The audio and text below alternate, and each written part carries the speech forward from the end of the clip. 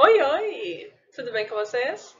Essa semana nós vamos fazer a correção da atividade 12, que foi realizada na semana de 29 de junho a 3 de julho, quer dizer, uma parte delas.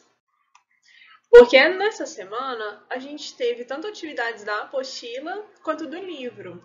E nesse caso, nós vamos fazer a correção por enquanto só da atividade do livro. E só para fazer um puxão de orelha também, alguns alunos, quando eles acessam a atividade, eles não chegam a ler todas as instruções. Então, só para lembrar que toda vez que eu coloco uma atividade de ciências, eu sempre divido ela em 3 partes, porque nós temos 3 aulas de ciências por semana. Então, às vezes, algum aluno faz só a primeira atividade e acaba não lendo o restante, não vê todas as atividades que precisam ser feitas, e eu até coloco lá no Google Sala de Aula, olha, ficou faltando a correção, ficou faltando a terceira atividade da semana. Então, fazer esse puxão de orelha para que inicialmente leia todas as instruções e só depois dê início, que aí assim você não esquece de fazer nenhuma parte. Então, para essa semana, eram atividades do livro, nas páginas 45 e 46, as questões 5, 8, 10, 11 e 12, e depois a atividade 1, 2 e 3. E eu coloquei fora da ordem porque era seguindo a sequência. Alguns alunos perguntaram, professor, a gente já fez esses exercícios, mas eram de páginas anteriores. Então, eu até dividi as páginas aqui. Então, se vocês estiverem fazendo alguma atividade, ficar em dúvida, é só entrar em contato comigo. Então, para começar, a questão número 5, dizia para vocês considerarem os seguintes constituintes dos alimentos. Então, colocou uma lista de proteínas, minerais, óleos, vitaminas, amido, fibras da dieta, açúcar de cana, gordura. E com base nessa lista, para que vocês respondessem quais deles que são absorvidos no intestino sem necessitar passar pela etapa da digestão. Então, lembrando que nós temos as 4 etapas do processo que comumente a gente chama de digestão, nós vamos ter uma questão sobre isso, mas uma delas, que seria a digestão propriamente dita, que é a quebra dos nutrientes em partes menores, nem todos os componentes dos alimentos precisam passar por essa digestão. A gente já viu em outras questões também que tem alguns deles que já estão prontos para serem usados pelo corpo. Então ele já passa direto para a absorção, não precisa ser quebrado. São o caso das vitaminas e dos minerais. Sais minerais, minerais é a mesma coisa. Eles já estão em tamanho e configuração adequada para o corpo conseguir utilizar. Agora a letra B pergunta aqueles que precisam sofrer divisão para poder serem absorvidos. Esqueci de colocar a resposta aqui. Então, aqueles nutrientes que precisam de serem quebrados, que precisam passar pela digestão, são as proteínas, os óleos, amido, açúcar e gordura. Todos esses precisam de digestão. Agora, já na letra C, aqueles que não são digeridos e nem absorvidos, nós já falamos também em várias perguntas, que são as fibras da dieta, que a gente precisa de ingerir, faz parte da nossa rotina alimentar, por mais que eles não sejam nem digeridos, não são quebrados, e nem absorvidos, nosso corpo não utiliza, mas são importantes para ajudar no funcionamento do intestino. E a questão 8 dizia que comer muito rápido é prejudicial para a digestão, então está afirmando isso. E pediu para que vocês explicassem por quê. Então, pensando nas 4 fases desse processo de digestão, que começa com a ingestão, que é quando o alimento ele está na boca, a gente mastiga com o uso dos dentes e da língua, e com o auxílio da saliva, com a função de quebrar esse alimento em porções menores. E isso é importante porque na hora que chegar lá na parte da digestão especificamente, que a gente usa as enzimas digestivas, o que elas vão fazer? Se eu tenho um alimento numa porção muito grande aqui, a enzima digestiva ela precisaria de ter contato com o alimento para que ela consiga atuar. Agora, se eu tenho vários pedacinhos de alimento, porque você digeriu, ou melhor, porque você mastigou e dividiu esse alimento em partes menores. Então, seria muito mais fácil para a enzima encostar em muito mais parte desse alimento. Isso facilitaria a atuação das enzimas digestivas e, consequentemente, a digestão seria mais eficaz. Agora, além de prejudicial para a digestão, a gente tem vários outros problemas de quem come muito rápido, de quem mastiga muito rápido. Um deles é maior probabilidade dessa pessoa engasgar. Então, se você está mastigando e ingerindo muito rápido, pode ser que não dê tempo para que a glote e a faringe consigam realmente direcionar esse alimento para o caminho certo. Então, se você come muito rápido, pode ser que vai para o pulmão, vai ser direcionado para as suas vias aéreas e isso dá errado. A pessoa se engasga por causa disso. Outro motivo também é que a pessoa ela tem maior tendência a engordar se ela come muito rápido. Porque esse meio tempo que você está mastigando, que você está ingerindo alimento, se esse processo é muito rápido, não dá tempo de chegar a informação para o seu sistema nervoso entender que aquela quantidade de comida é suficiente. Então você acaba comendo mais, achando que não está cheio ainda, só porque você come muito rápido. Então, só o início dessa minha explicação já é a resposta para essa pergunta e eu coloquei mais uns detalhes depois também, né? Risco de engasgo, de formação de gases se você ingere uma quantidade maior de ar junto com a alimentação, possibilidade de engasgo. Então, lembrando da minha dica, sempre pause o vídeo se você quiser fazer alguma anotação ou se sua resposta já estiver correta, só ouvindo a minha explicação já é suficiente. Depois, na questão 10, considere 2 bifes de carne bovina, ambos com 100 gramas. Um deles é cozido e o outro é frito. Qual desses 2 alimentos é mais calórico e por quê? Então, pensando que é o mesmo alimento, na mesma proporção, a diferença é só no modo de preparo, o que traria maior quantidade de calorias é aquele frito, justamente pelo processo. Porque para eu fritar um alimento, obviamente, eu preciso colocar a adição de óleo. E os óleos, gorduras de modo geral, são aqueles que possuem maior quantidade de calorias, são os mais energéticos. Então, consequentemente, é um alimento mais calórico se ele for frito, mesmo sendo o mesmo tipo de alimento. Na questão número 11, você vê algum problema em fazer uma dieta vegetariana na qual um só vegetal, arroz ou feijão ou milho, por exemplo, seja a única fonte de proteína? Justifique sua resposta.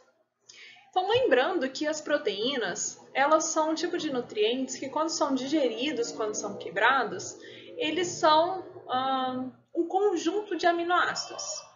E esses aminoácidos que constituem as proteínas, eles são de 20 tipos diferentes. Então, para eu constituir uma proteína, eu vou fazendo uma mistura desses aminoácidos diferentes, tanto em quantidades quanto em escolha, né, dentre essas 20 opções de aminoácidos, para formar as diversas proteínas. Só que dentre esses 20, a gente tem alguns aminoácidos que a gente chama de aminoácidos essenciais. E esses o nosso corpo não consegue produzir, então ele depende especificamente da alimentação. Quando a gente fala de uma alimentação de origem animal, que a pessoa come carne como fonte de proteínas, é mais fácil de encontrar esses aminoácidos essenciais todos em uma única carne, por exemplo. Agora, quando você tem uma dieta vegetariana e come só um tipo de vegetal, só feijão, por exemplo, pode ser que você não tenha todos os aminoácidos essenciais naquela fonte de proteínas. Então, para uma dieta vegetariana, é importante a inclusão de várias fontes de proteínas diferentes, justamente para isso, para que a gente tenha acesso a todos esses tipos de aminoácidos que o nosso corpo precisa. Diferente se fosse uma dieta não vegetariana. Se a pessoa comesse carne, geralmente em uma única carne, um único tipo de carne, ela já consegue todos esses aminoácidos possíveis. Então, como a gente já comentou, não tem problema algum uma dieta vegetariana, a pessoa não fica mais com falta de vitaminas, de proteínas, de qualquer outro nutriente, se ela fizer uma dieta bem variada, com vários tipos de alimentos diferentes. E depois, na questão 12, muitos restaurantes, inclusive vegetarianos, oferecem grande variedade de pratos que consistem em frituras. Alguns desses pratos são feitos exclusivamente com ingredientes vegetais. E a pergunta era, há algum tipo de problema em comer muita fritura, mesmo que preparada apenas com ingredientes vegetais? Explique. Então, essa questão é importante, que assim como a gente falou na questão 10, o problema nem sempre é só o alimento em si. Pode ser que o próprio alimento ele já seja muito calórico, já seja prejudicial, mas o modo de preparo também influencia muito. Então não adianta uma pessoa falar que é vegetariana e consome uma dieta super saudável se todos esses ingredientes que ela come de uma dieta vegetariana são todos fritos, por exemplo. Então você acaba tendo muito problema com a ingestão de óleo, pelo modo de preparo. Então, o alimento era saudável, mas o modo de preparo não. Então, esse consumo de óleo por meio da fritura, ele aumenta a ingestão calórica e vem com isso todos os problemas que a gente já falou. Que a ingestão de óleos, de gorduras de modo geral, aumenta a probabilidade de problemas de coração e diversos outros problemas. Então, cuidado com o modo de preparo, que isso pode ser prejudicial para o alimento que você está ingerindo. E ainda continuando na página 46, agora outro grupo de atividades. A pergunta número 1 era com base na tirinha, que a pessoa vai ao médico e diz: acho que não estou digerindo minhas refeições. E o médico brinca: então quem está? E a pergunta dizia que é comum, popularmente, as pessoas considerarem que o sistema digestório é responsável apenas pela digestão dos alimentos. Só que, na verdade, esse sistema é responsável pelo processamento de alimentos, que envolve 4 etapas, e a gente já tem falado muito disso. Então, nós já vamos responder a questão A e B juntas, que a questão A quer dizer quais são essas 4 etapas, e a B pede para explicar o que é cada uma delas. Então, inicialmente, a gente tem o primeiro processo, que é a ingestão, que é colocar o alimento para a boca e, a partir daí, pelos processos de mastigação, com dentes, línguas, saliva, a gente faz a mastigação desse alimento, quebrando em partes menores, e a partir daí a gente tem o processo de deglutição, que é popularmente engolir esse alimento. Depois, a segunda etapa, que é a etapa da digestão, é quando esses alimentos, agora já em partes menores, que já foram quebradas pela mastigação, eles começam a sofrer a ação das enzimas digestivas, e aí sim, esses nutrientes, por exemplo, a proteína é quebrada em aminoácidos, a amido é quebrada em glicose, isso é especificamente a digestão. E depois que esses alimentos eles são digeridos, lembrando que alguns não passam pela digestão, como vitaminas, sais minerais, eles já passam direto para a terceira etapa, que é a absorção, que é esses nutrientes que já estão em formato adequado, que o corpo consegue utilizar, eles atravessam a parede do intestino e aí sim eles são capazes de cair na corrente sanguínea para ser levado para todas as células que utilizam esses nutrientes. E depois, por fim, o que não foi utilizado para o nosso corpo, não foi digerido, nem foi absorvido, ele é eliminado em formato de fezes, que é justamente esse conjunto de tudo que passou pelo processo digestório, e eu considero as 3 etapas, né, de ingestão, digestão e absorção. Tudo que passou por esses processos e não foi utilizado para o corpo vai ser eliminado, que é a nossa 4ª etapa. Depois a questão número 2, também com base numa tirinha, em que o Garfield passa correndo com um novelo e o dono disse: não é bonito o modo como os gatos brincam com novelos barbantes? Iludido, né?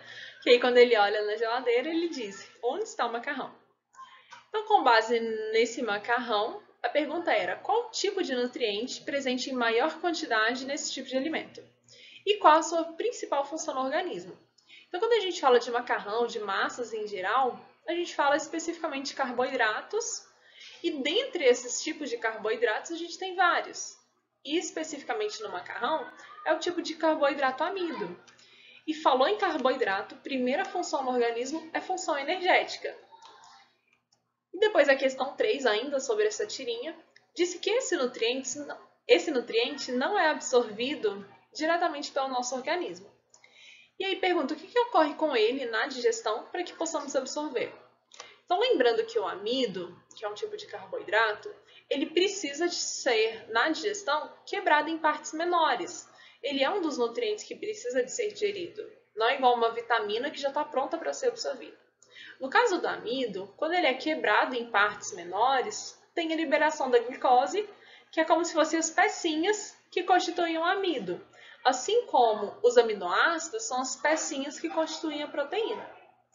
Depois, então, de digerido, que esse amido foi quebrado e virou glicose, aí sim a glicose está pronta para ser absorvida e ser utilizada pelo nosso corpo. Então, se não tivesse a parte específica de digestão, uma pessoa poderia ingerir a quantidade de amido que fosse que o corpo não conseguiria utilizar. Ele só utiliza a glicose, que é a principal constituição dos amidos, do carboidrato de modo geral.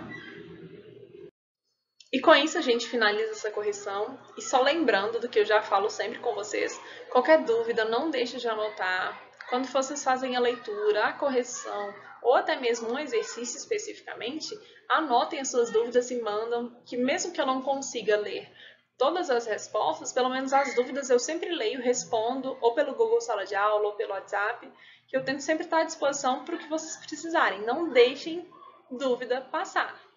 Então, um abraço, bom resto de semana para vocês. Tchau, tchau!